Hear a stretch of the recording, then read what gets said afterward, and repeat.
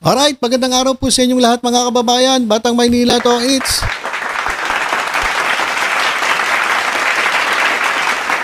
nagkalaglagan na po.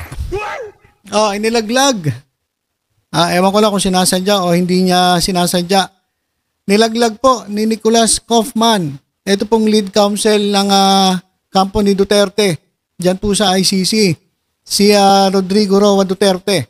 Kasi mga kababayan, meron po silang request dito po sa International Criminal Court. Humihingi po sila ng interim release from the custody of the ICC. At ang plano, sila po ay i-relocate sa isang hindi pinangalanang bansa. Ayun po yung final nila noong June 12. So ang gusto nila mangyari, aalisin si Duterte dyan po sa ICC at ilalagay po sa isang undisclosed country. Ito naman daw bansang ito ay ICC member state. At itong ICC member state na ito ay nag-express po ng willingness na tanggapin itong si former president into its territory.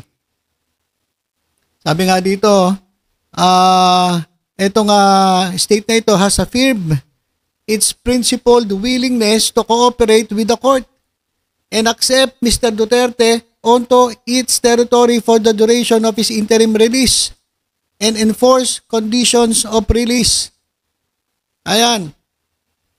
O sabi rin ni Kaufman na ready daw itong bansang ito na mag-provide its observations promptly should the ICC pre-trial chamber request them. Ayan. So ayun po yung parang magiging agreement. So yun po yung yung plano yung gusto nilang mangyari. At para rin makumbisi nila itong ICC na pumayag dito sa gusto nila, sinasabi nila na ito naman daw si Duterte ay hindi po flight risk. O Duterte does not pose a flight risk. Ayan, ibig sabihin, hindi siya tatakas. Kasi mahina na raw siya uugod-ugod na raw siya. So, hindi ito tatakas. Kung siya lang, hindi siya talaga tatakas. Mahirapan naman siya maglakad nga, hirap Pero, ang problema nun, baka meron namang magtakas. Siya mismo, hindi siya tatakas. Pero, malay mo, yung mga, alam niyo yung mga nasa paligid niyan, na iba ang takbo ng pag-iisip, baka naman siya itakas. So, yung kanilang sinasabi na hindi naman daw ito flight risk, dapat pag-isipan nito ng ng ICC. Kasi baka bigla nga lumipat dun sa sa China, best friend siya yun Baka pagdating dun sa China hindi na makakuha ng ICC itong si Duterte. So, yung sinasabi nila, hindi naman tataka siya, matanda na yan, hindi na nga makalakad. O yun yung isa nilang sinasabi para makakumbinsi ang ICC na mapagbigyan ng interim release at mailipat dito sa unnamed country na handa raw tanggapin si Duterte. Tapos ito pa mga kababayan. Dito po nilaglag. O sabihin na nating nalaglag kasi mukhang hindi siguro niya intensyon na ilaglag si Duterte, pero dahil po dito sa sinabi ng abogado tila ba nalaglag itong si Duterte. Bakit? Ang sabi niya, isa pa, para pumayag kayo. Ito pong si Duterte ay hindi na po gagawa uli ng krimen. Sabi niya, Duterte will not continue to commit crimes if granted provisional release. So kapag nabigyan mo nabigyan mo yung interim release, ang pangako nila dito po sa ICC hindi na siya gagawa ng mga iba pang mga krimen. So parang inamin na nila na talagang meron silang krimen na ginawa. So, ang nangyari, nailaglag po ni Kaufman itong kanyang kliyente na si Duterte. Kasi sabi niya di ba? O sige, payagan nyo na po kami. At kapag napagbigyan nyo po kami, hindi na po siya gagawa uli ng mga krimen. O di inamin niya nga na meron siyang krimen na ginawa. Inamin ni Kaufman na itong kanyang kliyente ay may krimen na ginawa. Patay tayo dyan. Diba? Hindi niya alam na dun sa kanyang sinasabi, para bang inamin niya na ito ngang si Duterte ay na-commit ng crime against humanity. At sabi pa ni Kaufman, Mr. Duterte is no longer the President of the Philippines. At wala na siyang command at same influence or power. He is said to have abused during the period of the alleged crimes. So wala na raw siyang kakayanang gawin yung dati niyang ginawa, yung inaakusa sa kanya. He no longer holds the type of office that the prosecution argues allow him to order and to implement the policies that form the basis for the ICC warrant. Hindi na siya presidente, wala na siyang kapangyarihan, kaya hindi niya na magagawa yung binibintang sa kanya ng prosecution. Ito nga panggugurgor sa libo-libong mga inosenteng kabataan, mga bata, mga biktima ng EJK dahil po sa kanilang tukhang. Hindi na raw mangyayari yon. At sabi pa ni Kaufman, itong kanyang legal counsel, kung sakali mang mapagbigyan itong interim release, si Duterte ay hindi mag-engage from any public engagements, official duties, or communication with individuals outside his immediate family. O kapag napagbigyan daw, hindi naman daw ito mag-iingay. Katulad ng ginagawa nila sa Maisog. Maingay kasi nila sa Maisog, pinagmumura niya si Marcos, ano na binibintang niya. O kapag kapag pumayag ang ICC, magpapakabait na raw siya.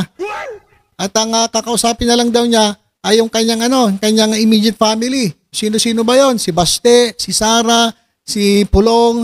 Ayun lang daw ang kakausapin niya, si Kitty, at yung kanyang asawa. Ang problema, kapag may sinabi si Duterte dun kay Sara, pinagkakalat naman niya dun sa kanyang mga alipores. At ginagamit niya para mag-steer ng anger. Para mag-steer ng confusion doon sa mga tao. At malito ang mga tao at magalit dito kay sa Administrasyong Marcos. Ganun ang ginagawa nila eh. Diba? Sabi nga ni Baste nung pumapayat na si Tatay Digong. Nalulungkot daw siya, naapektuhan na siya. So, yung sinasabi nila, nagagalit tuloy yung tao. Although hindi magsalita si Duterte, yung mga anak niya hindi titigil yan hanggat hindi nakukuha ang kapangyarihan kay Marcos. So, dapat pag-isipan pa rin to ng ICC. Ito pa raw. Talaga na mga ginagawa nila lahat para makakumbinsi nila itong ICC. Kapag si Duterte raw ay napagbigyan ng interim release, hindi raw siya magkakaroon ng access sa internet at hindi raw siya magkakaroon ng electronic devices including mobile phones during his interim release. Doon sa bansang pupuntahan niya, hindi raw siya bibigyan ng internet at mga electronic devices. Ewan ko kung totoo to. Sa bilibid nga lang, dami cellphone eh. Mga ordinaryong preso yung nandun. Ito pa kaya dating presidente? Ewan ko alam nyo kasi sa totoo lang, nakakalungkot. Kapag mapera ka, maimpluwensya ka, walang imposible. Walang imposible yung bawal, pwede maging hindi bawal. Kapag marami kang ganyan. Dahil daw dito sa given these restrictions and considering that he will be residing well outside the geographic scope of the alleged crimes, etong si Duterte ay malabong-malabo makapag-post ng threat o risk dito sa bansang Pilipinas. At sila rin ay humingi ng interim release at sinight nila itong humanitarian grounds para kay Duterte dahil nga siya daw ay 80 years old na. So matanda na talaga. So yan po yung yung kahilingan ng kampo ni Duterte. Ang problema dun sa kanilang mga pinagsasabi sa mga kondisyones, tila ba inamin nila na talagang nakagawa ng krimen etong si dating Pangulong Rodrigo Duterte. Ayun, di ba sinabi niya, hindi na yung gagawa ng krimen. Magpapakabait na. So, ibig sabihin, may nagawa siyang krimen. At yan nga, yung pending ngayon dyan sa ICC. Dahil ang dami pong reklamo ng mga biktima, libo-libo ang naging biktima ng tukhang sa panahon ng kanyang pamumuno bilang presidente ng Pilipinas. Kasabwat po, etong isang senatong na dating PNP chief at yung isa pang PNP chief. Yung mga kasabot nila mga pulis. So ayan mga kababayan. Talagang talagang inamin na ng abogado ni Duterte na talagang merong nangyaring krimen. Kaya nga sabi nila, pagbigyan nyo na kami, hindi na yun mauulit. Di ba yung ganun-ganun lang ba yun? Hindi na raw gagawa ng krimen, magpapakabait na raw si Duterte. Pagbigyan lang daw sila sa kanilang kahilingan. Na alisin siya sa ICC at doon muna manirahan sa isang bansa na miyembro din ng ICC pero malayo sa Pilipinas. So hindi na siya makaka-impluwensya o hindi na siya threat sa mga naging biktima ng tukhang at hindi raw siya bibigyan ng cellphone at wala daw internet. Saan yun? Sa gitna ba ng sa gitna ng dagat? Kahit saan may internet eh.